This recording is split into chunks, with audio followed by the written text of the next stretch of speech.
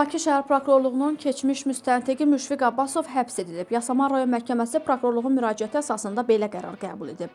Qərara əsasən Müşfiq Abbasova inzibati qaydada 15 sutka həbs verilib. O, internetdə yayımlanması qadağan edilən məlumatları paylaşmaqda təqsirli bilinib.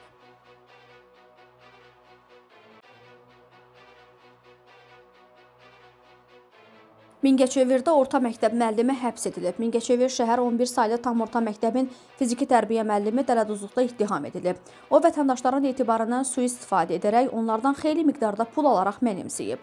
Həmin şəxs bir neçə nəfəri aldatmaqla onlara 200 min manata yaxın vəsaiti alaraq mənimsəməkdə təqsirləndirilib. Zərər çəkmişlərin şikayətlərindən sonra həmin şəxs saxlanılıb və faktla bağlı cinayət işi başlanılıb. Şəki Ağır Cinayətlər Məhkəməsinin hökmü ilə müəllimə 6 il 6 ay azadlıqdan məhrum etmə cəzası verilib.